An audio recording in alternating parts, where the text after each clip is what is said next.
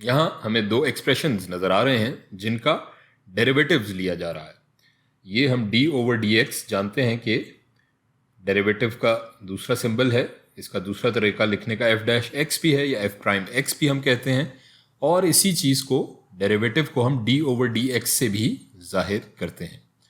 तो हमें बताना यह है, नीचे इन दोनों के हम देख रहे हैं तीन तीन स्टेप्स हमें नज़र आ रहे हैं कि इनका डेरिवेटिव लेने का जो अमल है उसमें इन स्टेप्स में से कौन से स्टेप्स हैं जो कि सही हैं और कौन से स्टेप्स हैं जो कि सही नहीं हैं, उन उसूलों की बुनियाद पर जो पिछली वीडियो में हमने डेरिवेटिव्स के देखे थे।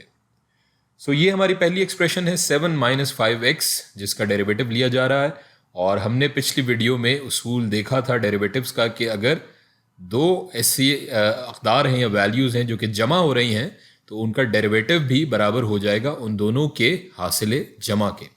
सो यहाँ फर्स्ट स्टेप में हम देख रहे हैं D over D x of 7 जमा D over D x of 5x।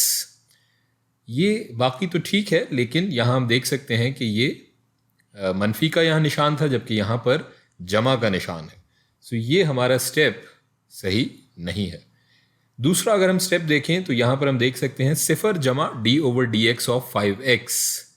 यहाँ पर भी अगर हम देखें तो जो हमारा D over D x of 7 है वो तो सिफर हो जाएगा। हम जानते हैं हमारा उसूल डेरिवेटिव्स का, किसी भी कांस्टेंट का अगर हम डेरिवेटिव लें तो वो सिफर के बराबर होगा। लेकिन यहाँ भी यहाँ मनफी की बजाय हम देख रहे हैं जमा का प्लस का निशान है। सो ये स्टेप भी एक तरह से हमारा ठीक नहीं है। अगर यहाँ मनफी का निशान होता तो ये स्टेप अदरवाइज हमारा ठीक हो जाता। अब यहाँ अगर हम देखें तो हम देख सकते हैं कि D over D x of 7 तो सिफर हो जाएगा, minus D over D x of 5x अगर हम लें तो हम जानते हैं कि जब एक वेरिएबल किसी कांस्टेंट से मल्टीप्लाई हो रहा हो तो वो कांस्टेंट बाहर आ जाता है और उस वेरिएबल का डेरिवेटिव हम ले लेते हैं। तो यहाँ तक तो मामला ठीक है, लेकिन यहाँ भी जो शुरू में मनफी का निशान है वो मौजूद नहीं है। सो अगर यहाँ मनफी का निशान पहले मौजूद होता तो ये हमारा स्टेप ठीक हो जाता, लेकिन ये स्टेप भी दुरुस्त नहीं है। सो दुरुस्त स्टेप होगा क्या?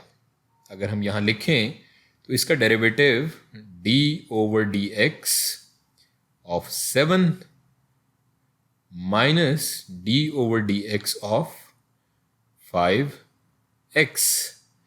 तो ये D over D x of 7 बराबर हो जाएगा सिफर के minus D over D x of 5x। यहाँ ये 5 बाहर आ जाएगा और ये D over D x of x हमारा डेरिवेटिव हो जाएगा, जो कि बराबर हो जाएगा, हम कह सकते हैं -5 of D over D x of x। अब हम आ जाते हैं अपने इस दूसरे एक्सप्रेशन पे। यहाँ हम देख रहे हैं कि -3 प्लस 8x का डेरिवेटिव लिया जा रहा है। पहला अगर हम स्टेप देखें तो यहाँ हम देख सकते हैं D over D x of ये पहली कदर -3 जमा D over D x of दूसरी कदर 8x, जो कि बिल्कुल सही है हमारे उसूलों के मुताबिक, जो डेरिवेटिव्स के उसूल हमने पिछली वीडियोज़ में देखे।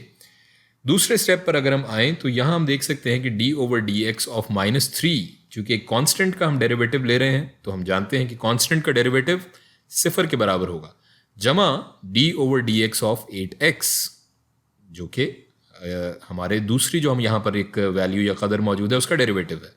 तो ये स्टेप भी हमारे उसूलों के मुताबिक जो हमने पिछली वीडियोज़ में देखे दुरुस्त है। अब अगर हम इस तीसरे स्टेप को देखें तो ये हमें कुछ अजीब सा नज़र आ रहा है। अगर हम इस हिस्से की बात करें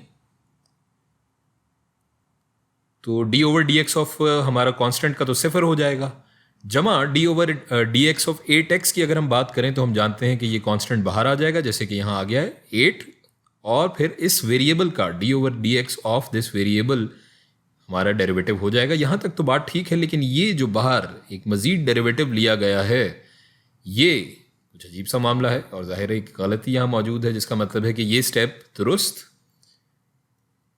नहीं है।